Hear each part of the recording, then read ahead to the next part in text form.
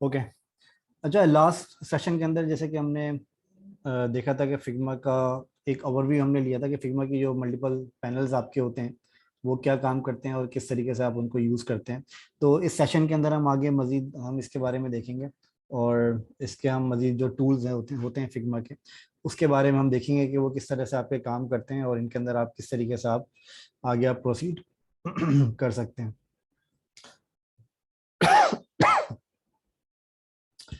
अच्छा, तो यहाँ पर मैंने सिंपल क्या किया है, यहाँ पर मैंने एक सिंपल एक फाइल यहाँ पर मैंने क्रिएट करी है और इसके अंदर मैंने यहाँ पर एक टूल सेलेक्ट किया हुआ है जो कि मूव टूल है मेरा, जिसके बारे में मैंने कल आपको बताया था। ठीक है। अच्छा, आज मैं आपको बता दूं थोड़ा एक फ्रेम टूल के बारे में कि फ्रेम आप किस तरीके से आप काम करते हैं और इसका क्या फ्रेम्स का आपका क्या रीजन, क्या किस तरीके से आपका फ्रेम जो है ये काम करता है। ठीक है। अच्छा, फ्रेम के अंदर मैं आपको एक दो चीज बहुत इंपॉर्टेंट चीजें मैं इसके अंदर मैं आपको बताऊंगा जो कि आपका बहुत ज्यादा काम में आएंगी आगे जाके।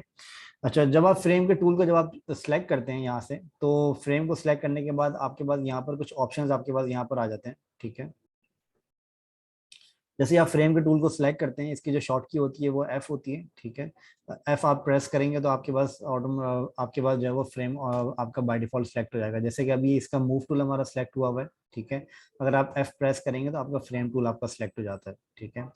अच्छा, जैसे ही आप फ्रेम टूल को सिलेक्ट करते हैं तो इसके अंदर आपके पास यहाँ पर कुछ आपके पास मल्टीपल स्क्रीन आपके पास यहाँ पर आ रही होती हैं। ठीक है। आपके मल्टीपल साइजेस आपके पास यहाँ पर आ रहे होते हैं जो कि फिग्मा के आपके पास बाय डिफॉल्ट जो है वो आपके फ्रेम्स हैं जो कि फिग्मा आपको प्रोवाइड करता है। ठीक है। अगर आप यहाँ पर फॉर एग्जाम्पल कोई मोबाइल ऐप आप बनाना चाह रहे हैं या फिर आप कोई टैबलेट के लिए आप कोई मोबाइल ऐप टैबलेट के लिए आप कोई ऐप बनाना चाह रहे हैं या फिर आप कोई प्रेजेंटेशन या फिर आप कोई और सोशल मीडिया पोस्ट वगैरह आप बनाना चाह रहे हैं, तो इसके लिए आपके पास बाय डिफॉल्ट यहाँ पर जो साइजेस वगैरह हैं वो आपको यहाँ पर आसानी से आपको मिल जाते हैं। ठीक है। इसको आपको गूगल करने की या फिर इसको ढूंढने की आपको जरूरत नहीं पड़ेगी। आपको यहाँ पर इसके प्रॉपरली आपको साइजेस आपके मिल जाते हैं। ठीक है। अच्छा, अब इसके अंदर फॉर एग्जांपल आपको यहाँ पर कोई एक मोबाइल ऐप अगर आपको डिजाइन करनी है तो उसके लिए आपके पास यहाँ पर कुछ साइजेस आपके पास यहाँ पर आ रहे होते हैं, जिसके अंदर आपका आईफोन 14 से ले स्टार्ट होने के बाद ये आपका एंड्रॉइड के भी साइजेस के पास होते हैं और इसके अलावा जो आईफोन के जो आपके लेटेस्ट मॉडल्स हैं उन सब के साइजेस आपके पास यहाँ पर होते हैं जो कि स्टैंडर्ड साइज होते हैं। ठीक है। अच्छा, अब इसके अंदर फॉर एग्जांपल अगर आपको कोई एक मोबाइल ऐप अगर आपको क्रिएट करनी है तो उसके लिए आप यहाँ पर कोई एक डिवाइस आप यहाँ से सिलेक्ट करेंगे। अच्छा, इसके लिए आपके पास यहाँ पर इसकी विड्थ भी आपको ना विड्थ और हाइट आपको इसकी नजर आ रही होती है जो कि आपकी ट्रांसफॉर्मेशंस होती हैं। जिस फर्स्ट वाली आपकी इसके अंदर विड्थ होती है जैसे कि 390 लिखा हुआ है और सेकंड वाली आपकी जो है वो इसकी हाइट होती है जो कि यहाँ पे 844 लिखी हुई है। ठीक है। अच्छा, तो ये इसकी ओरिएंटेशंस होती हैं जो कि आपकी विड्थ और इसकी हाइट होती है। फॉर एग्जांपल अगर आपको यहाँ पर आईफोन 4 अगर आप यहाँ से सिलेक्ट 14 अगर आप यहाँ से सिलेक्ट करते हैं तो आईफोन 14 जैसे ही आप यहाँ पे सिलेक्ट करेंगे, क्लिक करेंगे आप सिर्फ उसके ऊपर, तो आपके पास यहाँ पर एक फ्रेम आपको यहाँ पर नजर आ जाएगा। ठीक है। तो ये आपका एक फ्रेम होता है जिसको हम यहाँ पर कहते हैं फ्रेम। तो ये आपका एक पेज है, ये आपका एक पेज है। इस पेज के अंदर आपके पास जो है आपने एक फ्रेम यहाँ पर बनाया है। ठीक है। अच्छा, अब ये जो फ्रेम आपने यहाँ पर बनाया है इस फ्रेम अच्छा, ये जो फ्रेम आपने यहाँ पर बनाया है इस फ्रेम के अंदर अगर आप यहाँ पर देखेंगे तो इसके अंदर आपके पास यहाँ पर एक नाम आपका आ रहा है फ्रेम का। इस नाम को आप यहाँ पे कस्टमाइज कर सकते हैं। सिंपल आप यहाँ पर डबल क्लिक करें और डबल क्लिक करके आप यहाँ पर अपने इस नाम को कस्टमाइज कर सकते हैं। फॉर एग्जाम्पल आप यहाँ पर अपनी स्क्रीन का भी नाम आप यहाँ पर दे सकते हैं। फॉर एग्जाम्पल अगर आप यहाँ पर लॉगिन स्क्रीन अगर आप डिजाइन कर रहे हैं तो आप यहाँ पर इसका नाम दे देते हैं लॉगिन, नाम दे सकते हैं आप लॉगिन स्क्रीन। ठीक है। तो इस तरीके से आपका जो है ये फिग्मा की आप इस तरीके से आप यहाँ पर अपने जो फ्रेम है आपका उस फ्रेम को आप यहाँ पे आसानी से आप रीनेम कर सकते हैं। ठीक है। अच्छा, अब जैसे कि मैंने आपको लास्ट सेशन के अंदर मैंने आपको बताया था कि जब आप यहाँ पे किसी भी टूल को आप सिलेक्ट करते हैं तो आपके पास यहाँ पर उस टूल की सेटिंग आपके पास यहाँ पर राइट साइड के ऊपर आपके पास आ रही होती है। ठीक है। तो जैसे कि अभी आपने यहाँ पर फिग्मा सेलेक्ट किया हुआ है, अच्छा, जो भी आप लेयर सेलेक्ट करते हैं उसकी सेटिंग आपके पास यहाँ राइट साइड पर आ रही होती है। अच्छा, जैसे कि अभी आपने यहाँ पर फिग्मा अब आपने यहाँ पर फिग्मा के अंदर जो आपका फ्रेम है इस फ्रेम की आपने लेयर सेलेक्ट करी हुई है। अच्छा, जैसे ही मैं यहाँ पे लेयर सेलेक्ट करता हूँ तो लेयर सेलेक्ट करते ही आपको यहाँ पर आपको यहाँ पर इसके कुछ ऑप्शंस आपको यहाँ पर नजर आएंगे जो कि आपके फ्रेम से रेलिवेंट ऑप्शंस हैं। ठीक है। अब फ्रेम से रेलिवेंट का मतलब क्या है कि मतलब ये सारे वो ऑप्शंस हैं जो कि आपके फ्रेम के ऊपर काम करते हैं। अब इसके अंदर अगर मैं आपको इसका वन बाय वन करके मैं आपको इसके अंदर दिखाऊं तो इसके अंदर फॉर एग्जांपल यहाँ पर हमारे पास एक ऑप्शन आ रहा है डिजाइन का ऑप्शन आ रहा है, एक प्रोटोटाइप का आ रहा है, एक इंस्पेक्ट का आ रहा है। इसके बारे में मैंने आपको कल बता दिया था। मैं आपको इसके बारे में और मजीद डिटेल के अंदर अगले सेशंस के अंदर मैं आपको बताऊंगा, लेकिन अभी मैं इसको मजीद ऑप्शंस के बारे में आपको यहाँ पर बताता हूँ कि ये वाले जो ऑप्शंस आपके पास आ रहे हैं। अच्छा, इसके अंदर सबसे पहले आपके पास यहाँ पर अलाइनमेंट का ऑप्शन आता है।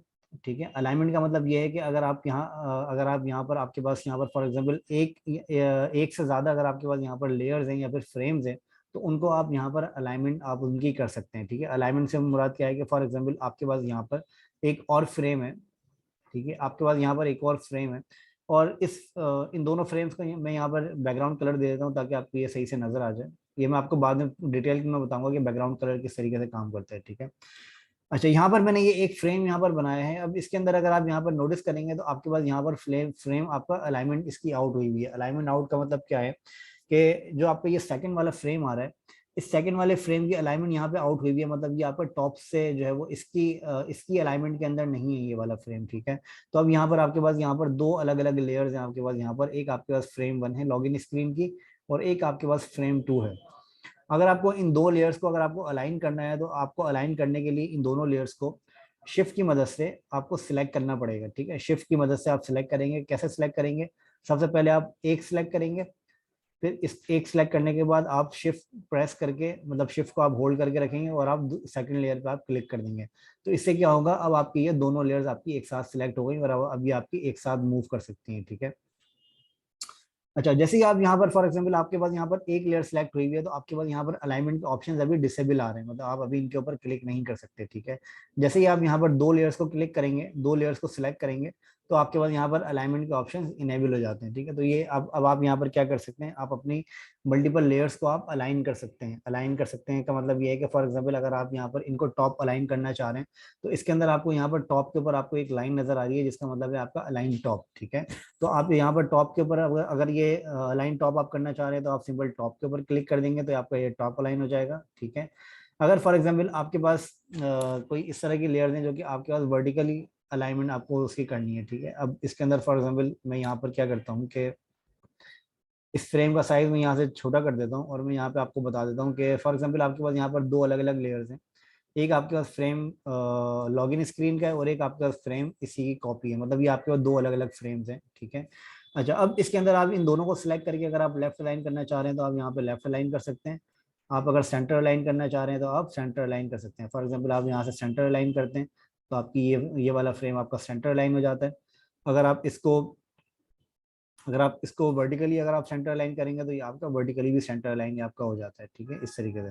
तो आप यहाँ पे अपने अलाइनमेंट ऑप्शंस को आप इस तरीके से यूज कर सकते हैं। आप इसके अंदर अलाइन लेफ्ट कर सकते हैं, सेंटर अलाइन कर सकते हैं, और आप इसके अंदर अलाइन राइट कर सकते हैं। ठीक है। इसी तरह से आप इसके अंदर टॉप अलाइन कर सकते हैं, इसको मिडिल अलाइन कर सकते हैं, और आप इसको इसी तरीके से बॉटम अलाइन आप इसकी कर सकते हैं। ठीक है। अच्छा, और इसके साथ साथ आपके पास यहाँ पर कुछ और भी ऑप्शंस आपके पास यहाँ पर आ रहे हैं, डिस्ट्रीब्यूट वर्टिकल स्पेसिंग और डिस्ट्रीब्यूट हॉरिजॉन्टल स्पेसिंग। ठीक है।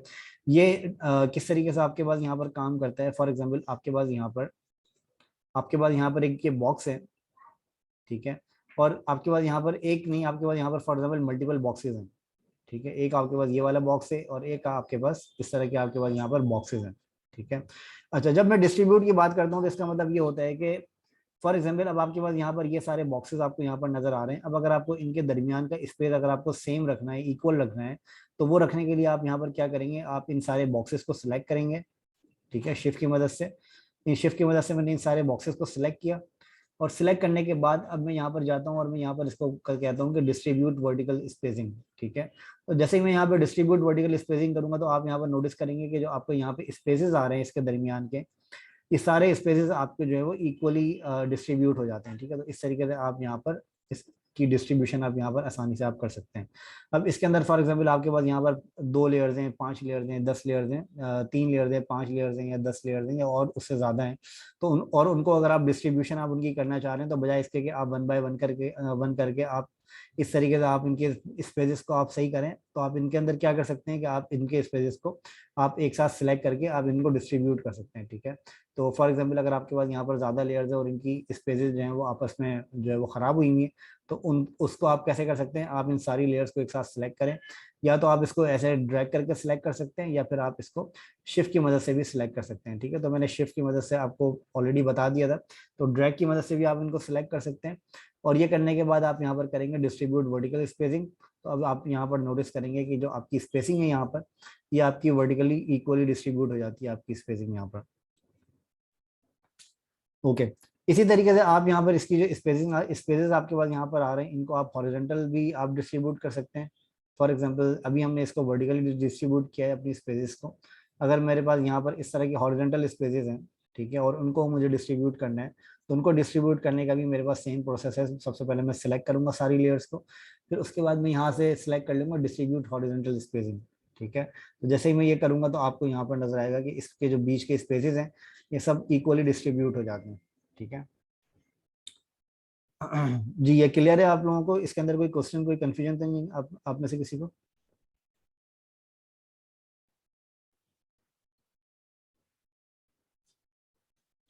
ओके चलें आगे चलते हैं, ठीक है। अच्छा अब इसके अंदर फॉर एग्जांपल, अब इसके अंदर आप यहाँ पर और अगर कुछ चीज़ें नोटिस करेंगे, मैं क्या करता हूँ, सबसे पहले मैं अपना फ्रेम क्रिएट कर लेता हूँ, जैसे कि हमने पहले क्रिएट किया हुआ था। फ्रेम मैंने क्रिएट कर लिया, यहाँ पे फ्रेम का आपको यहाँ पर एक डिज़ाइन भी नज़र आ रहा है, ठीक है। अच्छा अब ये जो फ्रेम मैंने यहाँ पर क्रिएट किया है, अब अगर आप यहाँ पर नोटिस करेंगे तो यहाँ पर आपके पास कुछ और भी ऑप्शंस आपके पास यहाँ पर आ रहे होते हैं, जिसके अंदर आपके पास यहाँ पर फ्रेम के आपके पास यहाँ पर ऑप्शन आ रहे हैं कि आप यहाँ से फ्रेम को आप यहाँ से चेंज भी कर सकते हैं, इसके साइज को, ठीक है। अगर आप इस फ्रेम के साइज को चेंज करना चाहें तो आप सिंपल यहाँ पर ड्रॉप डाउन के ऊपर क्लिक करें और क्लिक करके आप अपने फ्रेम के साइजेस को आप यहाँ से चेंज कर सकते हैं। अच्छा और इसके अलावा आपके पास यहाँ पर ऑप्शन आता है फ्रेम के पोर्ट्रेट व्यू और लैंडस्केप व्यू का, ठीक है। मतलब ये आपका वर्टिकल भी आप कह सकते हैं और इसका आप हॉरिजॉन्टल भी कह सकते हैं, लेकिन आप अगर इसको देखा जाए तो आप इसको पोर्ट्रेट कहते हैं और आप इसको लैंडस्केप कहते हैं। पोर्ट्रेट आपका वो साइज होता है जिसकी आपके पास हाइट ज़्यादा होती है और आपके पास विड्थ कम होती है, और लैंडस्केप आपका वो साइज होता है जिसके अंदर आपकी विड्थ ज़्यादा होती है और आपकी हाइट जो है वो कम होती है विड्थ से, ठीक है। तो इस तरीके से आप यहाँ पर अपने पास पोर्ट्रेट और लैंडस्केप की आप अपने पास ओरिएंटेशंस को आप यहाँ से इजीली चेंज कर सकते हैं, ठीक है। अच्छा फिर इसके अलावा आपके पास यहाँ पर एक ऑप्शन आता है जो कि आपके पास यहाँ पर एक्स और वाई का ऑप्शन यहाँ पर आपके पास आता है, ठीक है। एक्स और वाई आपका क्या होता है, एक्स आपकी हॉरिजॉन्टल पोजीशन होती है, ठीक है, और वाई जो है वाई आपकी वर्टिकल पोजीशन होती है। तो ये आप ध्यान में रखिएगा कि एक्स जो है वो आपकी हॉरिजॉन्टल पोजीशन होती है और वाई जो है आपकी वो वर्टिकल पोजीशन होती है। अब इसके अंदर फॉर एग्जांपल आपको यहाँ पर जो नंबर नजर आ रहा है -1008, अगर इसको मैं फॉर एग्जांपल 200 कर देता हूँ, तो अब आपको यहाँ पर इसकी जो इसका जो साइज है, इसकी जो पोजीशन है, वो आपको यहाँ पर चेंज होती हुई नजर आएगी। वो आपको क्यों चेंज होती हुई नजर आ रही है, क्योंकि मैंने यहाँ से इसकी जो पोजीशन है वो मैंने यहाँ से एक्स को मैंने चेंज किया है। अच्छा इसको चेंज करने के दो तरीके होते हैं। एक तरीका ये होता है कि आप यहाँ पे इसको सिंपल क्लिक करें और क्लिक करने के बाद आप यहाँ पर इसको चेंज कर दें, मतलब आप यहाँ पर इसकी जो भी आपको वैल्यूज देनी है वो आप यहाँ पर दे सकते हैं, ठीक है। एक दूसरा तरीका इसका ये होता है कि आप यहाँ पर एक्स के ऊपर आप यहाँ पर माउस ओवर करें और माउस ओवर करने के बाद आप इसको क्लिक करके होल्ड करके रखें और अब आप इसको यहाँ से ड्रैग एंड ड्रॉप ड्रैग करें, ठीक है। तो जैसे ही आप यहाँ पे इसको ड्रैग करेंगे तो आपकी ये पोजिशन को इस तरीके से ये चेंज करता है, ठीक है। आप इसको अप एंड डाउन भी कर सकते हैं और आप इसको लेफ्ट और राइट भी आप कर सकते हैं, ठीक है। अब इसी तरीके से आप यहाँ पर वाई की पोजीशंस को आप यहाँ पे चेंज कर सकते हैं। आप यहाँ पर वाई की पोजीशन को फॉर एग्जांपल मैं यहाँ पे करता हूँ 400, तो ये मेरी वाई की पोजीशन 400 की पोजीशन पे आ जाती है, ठीक है। और इसी तरीके से मैं यहाँ पर अगर ड्रैग करके इसको ऊपर लेकर आता हूँ तो यहाँ से मैं इसको इस तरीके से ड्रैग करके मैं चेंज भी कर सकता हूँ जिस तरीके से मैं वाई को कर रहा था, ओके। अच्छा फिर इसके बाद आपके पास यहाँ पर ऑप्शन आता है विड्थ और हाइट का, ठीक है। विड्थ और हाइट का भी सेम सिचुएशन है। फॉर एग्जांपल आपको यहाँ पर क्या करना है, आपको यहाँ पर आपके पास यहाँ पर एक जो है फ्रेम है, इस फ्रेम की जो विड्थ है वो है 390, ठीक है, और इसकी जो हाइट है वो है आपकी 844, ठीक है। अच्छा 390 जो इसकी विड्थ है, इसको अगर मैं चेंज करके अगर मैं इसको 500 करना चाहूँ तो मैं इसकी विड्थ 500 भी कर सकता हूँ, 600 भी कर सकता हूँ। मतलब मैं मुझे जितनी इसकी विड्थ रखनी है वो मैं यहाँ पे अपनी विड्थ को कस्टमाइज कर सकता हूँ, ठीक है। इसके अलावा यहाँ पर मेरी हाइट आ रही है, मैं चाहूँ तो अपनी हाइट को भी कस्टमाइज कर सकता हूँ, ठीक है। इसको मैंने यहाँ पर 300 रखा है, इसको मैं चाहूँ तो और भी इसको मैं चेंज कर सकता हूँ जितना मैं चाहूँ, ठीक है। फिर इसके अलावा इसको भी आप इसी तरीके से आप इसको चेंज कर सकते हैं। सिंपल आप डब्ल्यू के ऊपर आप लेके जाएं अपने कर्सर को और ये ले जाने के बाद आप इसको सिर्फ क्लिक करने के बाद आप होल्ड करके रखें क्लिक को और इसके बाद आप इसको चेंज करें तो आप यहाँ से अपनी विड्थ और हाइट को इस तरीके से भी आप चेंज कर सकते हैं, ठीक है। अच्छा विड्थ और हाइट के साइड में आपको यहाँ पर एक ऑप्शन और आपको नजर आ रहा है जो कि आपका है लिंक्स का ऑप्शन। लिंक का मतलब ये है कि ये जो दो आपके पास प्रॉपर्टीज आ रही हैं, अगर आप इनको आपस में इंटरलिंक करना चाहें कि फॉर एग्जांपल आप यहाँ पे विड्थ चेंज करें और तो इसकी हाइट भी ऑटोमेटिकली चेंज हो जाए, तो उसको भी आप यहाँ से आप सिंपल आप यहाँ पर क्लिक करके आप इसको लिंक आप कर सकते हैं, ठीक है। तो अब यहाँ पर आप अगर नोटिस करें तो यहाँ पर मैं इसकी सिर्फ विड्थ चेंज कर रहा हूँ और हाइट इसकी ऑटोमेटिकली चेंज हो रही है। अगर आप यहाँ पर नोटिस करें तो मैं क्या कर रहा हूँ, मैं सिर्फ यहाँ से इसकी विड्थ चेंज कर रहा हूँ, मेरी हाइट ऑटोमेटिकली चेंज हो रही है। ठीक है, तो इस तरीके से आप यहाँ पर इसकी विड्थ और हाइट को ऑटोमेटिकली भी आप यहाँ से चेंज कर सकते हैं। अच्छा, फिर इसके बाद आपके पास अगर आप इसके ऊपर फॉर एग्जांपल यहाँ से आप इसको अनलिंक अगर आप इसको करना चाह रहे हैं तो आप इसके ऊपर सिंपल क्लिक करके आप इसको अनलिंक भी कर सकते हैं। ठीक है, अब आपका ये बिल्कुल पहले की तरह बिहेव करेगा जिस तरीके से ये पहले बिहेव कर रहा था। ठीक है, अच्छा, फिर इसके बाद आपके पास यहाँ पर एक ऑप्शन और आता है, वो है आपका रोटेशन का ऑप्शन। ठीक है, और रोटेशन के अंदर आपका सिंपल ये है कि आपका जो भी आपका फ्रेम है या फिर जो भी आपका जो है वो आपकी जो लेयर है वो आप यहाँ से इजीली आप रोटेट कर सकते हैं। ठीक है, अच्छा, रोटेट के अलावा आपके पास यहाँ पर एक ऑप्शन होता है और आता है, वो है आपका रेडियस का, जो कि आपके कॉर्नर रेडियस होते हैं।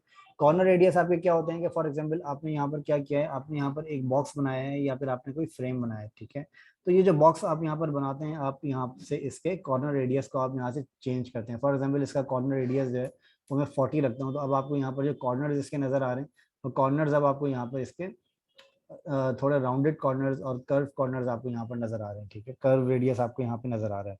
अच्छा, कर्व रेडियस आपके पास यहाँ पर क्यों नजर आ रहा है, क्योंकि आपने यहाँ पर रेडियस के अंदर आपने यहाँ पर 40 डिफाइन किया हुआ है। अगर मैं इसको 40 से हटा के फॉर एग्जांपल 10 करता हूँ तो अब आपको यहाँ पर इसका रेडियस जो है वो आपको कम नजर आएगा।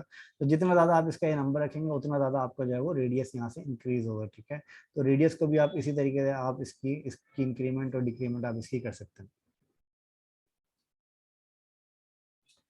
अच्छा, फिर इसके बाद आपके पास यहाँ पर एक ऑप्शन आता है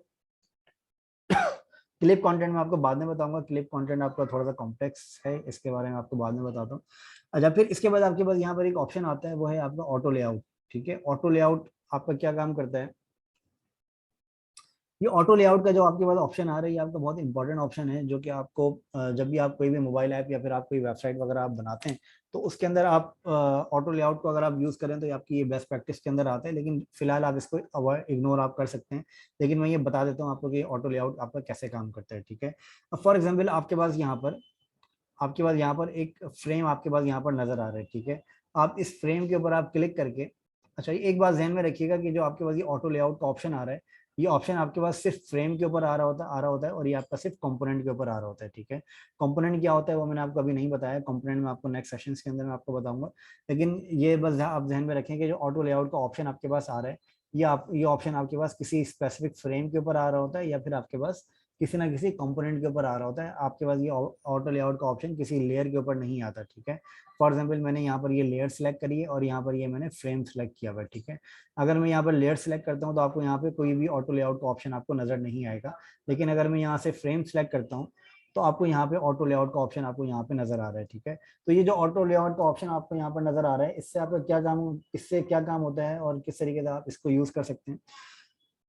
अच्छा, ऑटो लेआउट का मतलब जैसे कि ये नाम से वाज़ेह है कि ये आपके लेआउट को ऑटोमेटिकली मैनेज करता है। मतलब आपके आपके जो लेआउट की स्पेसेस वगैरह जो होते हैं, जो आपके लेआउट की हाइट होती है, जो आपके लेआउट की जो पैडिंग्स होती हैं, वो ये ऑटोमेटिकली ये मैनेज करता है। ठीक है, तो ये आपका ऑटो लेआउट का सिंपल एक ये इसकी डेफिनेशन है। ठीक है, अच्छा, फॉर एग्जाम्पल ये मेरे पास एक फ्रेम आ रहा है, इसको मैं यहाँ पर क्लिक करके मैं इसको ऑटो लेआउट कर देता हूँ। ठीक है, तो ऑटो लेआउट करने के बाद मैं यहाँ पर क्या करता हूँ, मैं यहाँ पर एक बॉक्स क्रिएट करता हूँ इस फ्रेम के अंदर। तो अब आपको यहाँ पर नजर आएगा कि जो मेरा फ्रेम का साइज है वो फ्रेम का साइज ही मेरा इस लेआउट के हिसाब से चेंज हो रहा है। ठीक है, तो ये बात आप ये चीज आप यहाँ पर अगर नोटिस करें तो आपको ये चीज नजर आएगी कि जो आपका फ्रेम का जो ये साइज था आपका, ये साइज आपका फ्रेम का, ये आपके इस फ्रेम के अंदर जो आपने बॉक्स बनाया है उसके हिसाब से ये आपका साइज है ये चेंज हो रहा है। ठीक है, अगर फॉर एग्जाम्पल आप यहाँ पर एक बॉक्स के बजाय आप यहाँ पर दो बॉक्स अगर आप यहाँ पर बना देते हैं, मैं इसका कलर थोड़ा सा चेंज कर देता हूँ ताकि आपको जो इसकी हाइलाइट्स हैं वो आपको नजर आ जाए। ठीक है, अच्छा, अभी आपको यहाँ पर ये दो बॉक्सेस आपको यहाँ पर नजर आ रहे हैं।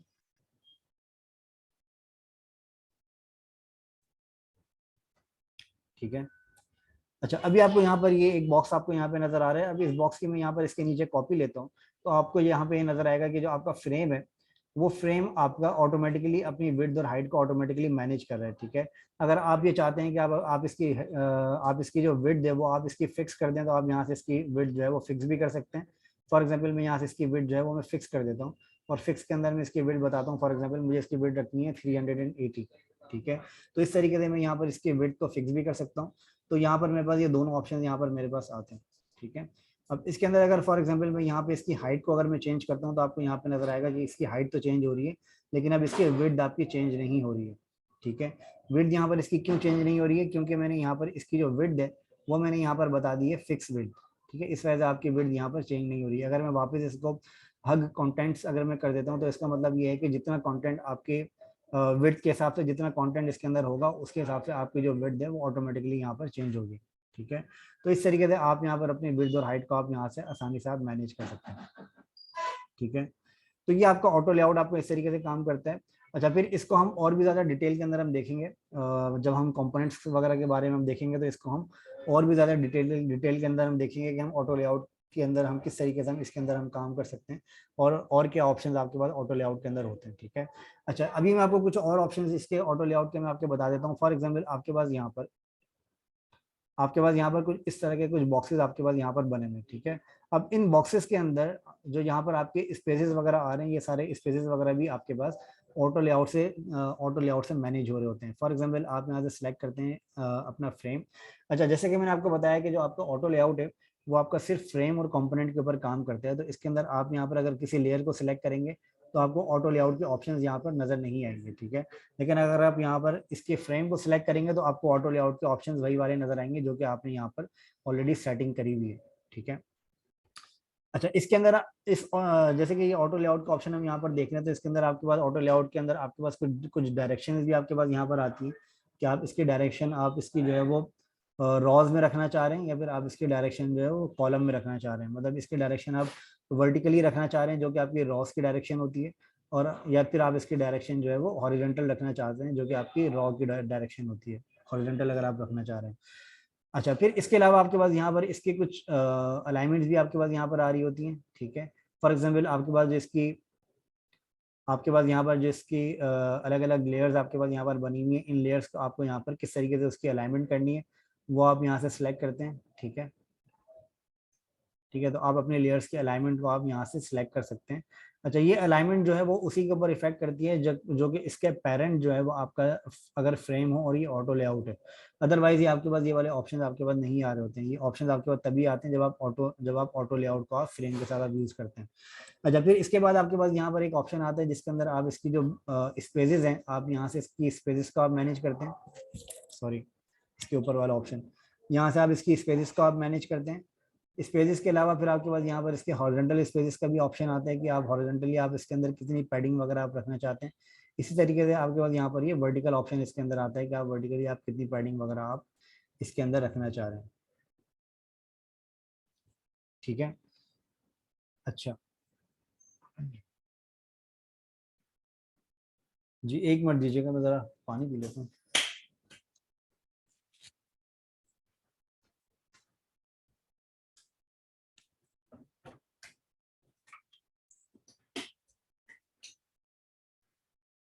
जी, आप में से किसी का कोई क्वेश्चन है इसके हवाले से?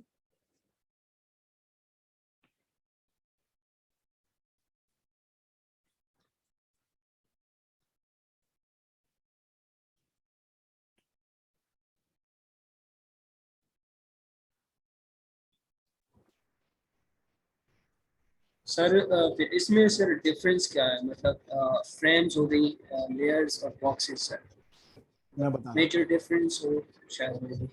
जी, मैं बता देता हूँ।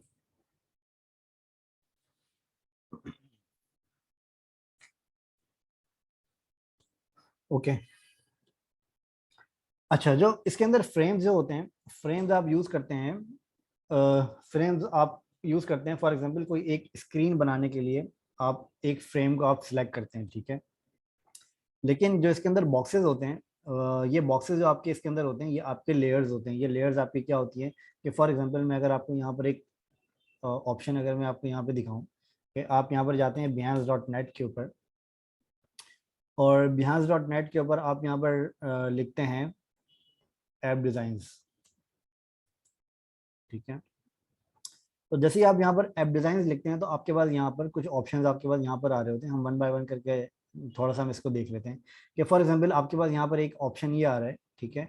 अब ये जो आपके पास एक पूरी एक स्क्रीन आ रही है, ये स्क्रीन आपकी एक फ्रेम होता है, ठीक है।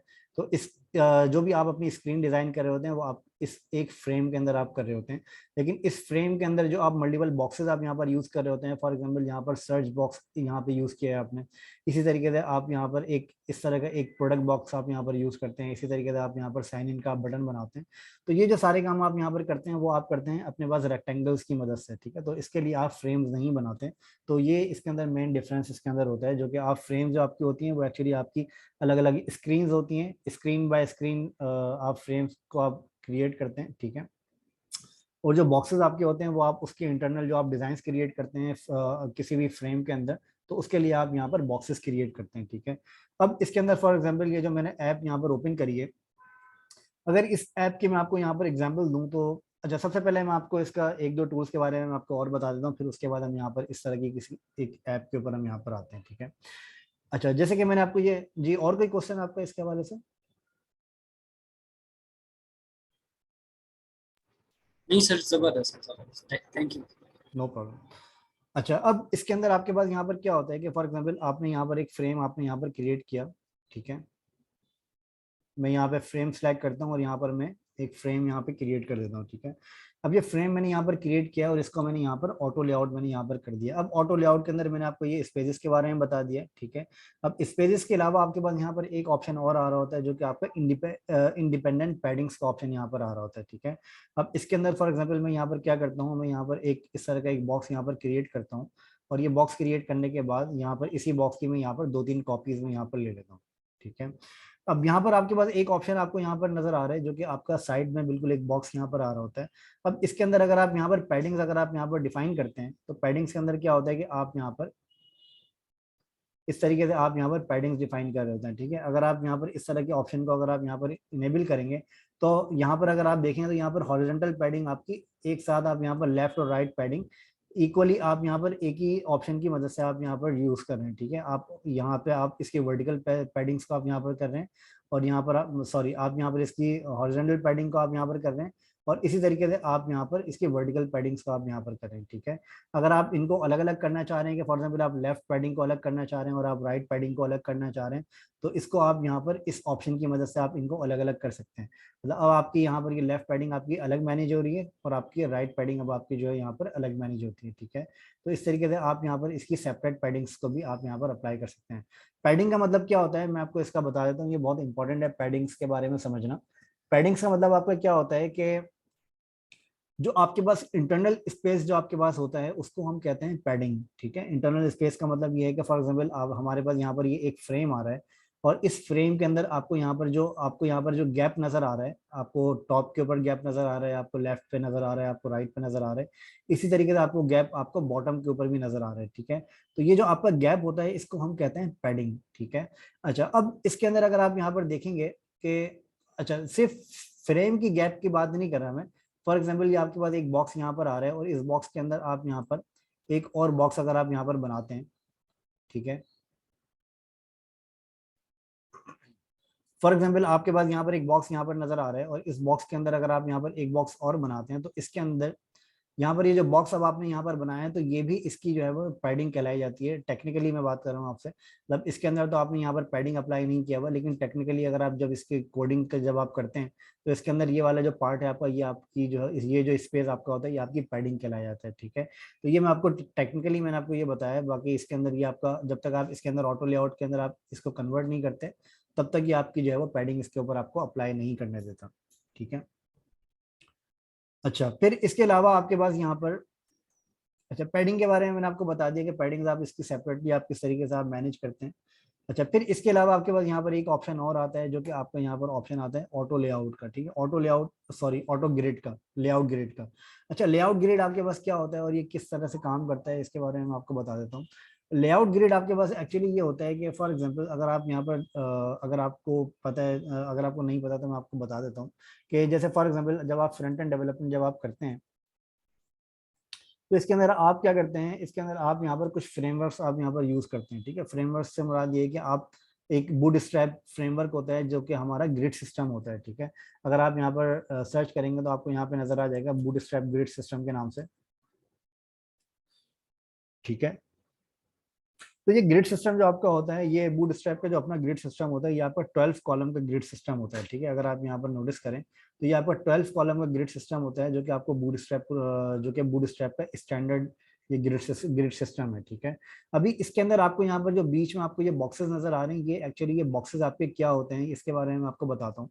ये बॉक्सेस जो आपके यहाँ पर आपको नजर आ रहे हैं, इन बॉक्सेस का मतलब ये है, अच्छा सबसे पहले आप ये मैं आपको बताऊं कि ग्रिड सिस्टम में यूज कहाँ पर होता है, ठीक है।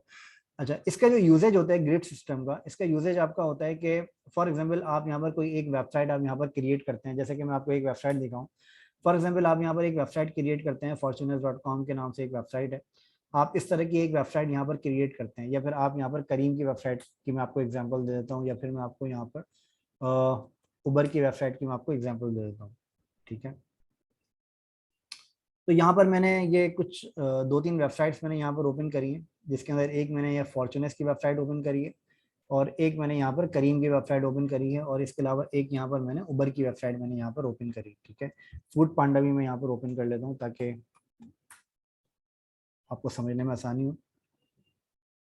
तो ये कुछ वेबसाइट्स मैंने यहाँ पर ओपन करी है। अगर इन वेबसाइट्स को मैं हाई रेजोल्यूशन में देखूंगा तो मुझे ये वेबसाइट्स कुछ इस तरह से मुझे नजर आएंगी। हाई रेजोल्यूशन का मतलब ये है कि अगर आप इन वेबसाइट्स को वाइड स्क्रीन एलईडीज के ऊपर आप देखेंगे तो आपको ये वेबसाइट कुछ इस तरह का लुक एंड फील ये वेबसाइट आपको देती है, ठीक है। इस तरह का लुक एंड फील का मतलब ये है, ये होता है कि अच्छा सेम चीज़ मैं यहाँ पर भी अप्लाई करके दिखाता हूँ आपको, और यही सेम तरीके चीज़ मैं आपको यहाँ पर भी अप्लाई करके दिखाता हूँ, ठीक है। अच्छा, अब इसके अंदर अगर आप यहाँ पर एक चीज़ नोटिस करें तो यहाँ पर, अच्छा इसके ऊपर भी मैं ये सेम चीज़ अप्लाई कर देता हूँ।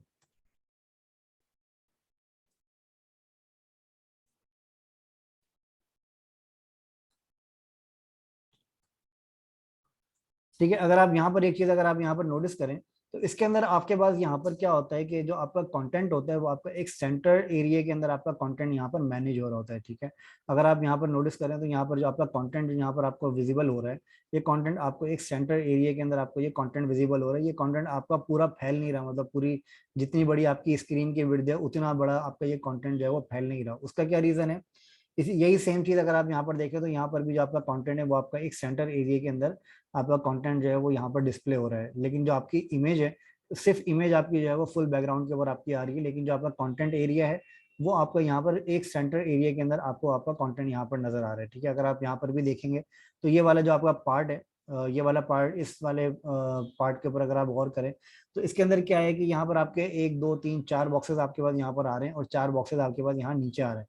लेकिन यहाँ पर जबकि हमारे पास जगह काफी ज्यादा है तो 4 बॉक्सेस यहाँ पर भी फिट हो सकते हैं हमारे पास। तो लेकिन ये यहाँ पर क्यों फिट नहीं हो रहे हैं? क्योंकि इसका जो कंटेंट एरिया है वो आपका सेंटर एरिया आपका फिक्स हुआ है। जैसे कि मैंने आपको लास्ट सेशन के अंदर आई थिंक बताया था कि जो हमारा कंटेनर होता है तो इसको हम कहते हैं कंटेनर। कंटेनर का क्या मतलब होता है कि जो आपका कंटेंट जो है वो अपने अंदर जो है वो आप उसको रखते हैं, ठीक है। तो वो आपका कंटेनर होता है जिसके अंदर आप अपना कंटेंट रखते हैं। अच्छा, जो आपका कंटेंट आप यहाँ पर रखते हैं तो वो आप रखते हैं अपने इस ग्रिड सिस्टम के हिसाब से। मतलब ये जो आपको ग्रिड सिस्टम नजर आ रहा है, आपका 12 कॉलम का ग्रिड सिस्टम होता है, और जितनी बड़ी आपकी ये जितना आपका ये 12 कॉलम का ग्रिड सिस्टम मतलब यहाँ से स्टार्ट होके और यहाँ पर वो खत्म हो जाता है। बाकी ये वाला जो बैकग्राउंड है आपका, ये बैकग्राउंड आपका जो है वो फ्लूइड रहता है, मतलब ये बैकग्राउंड आपका 100%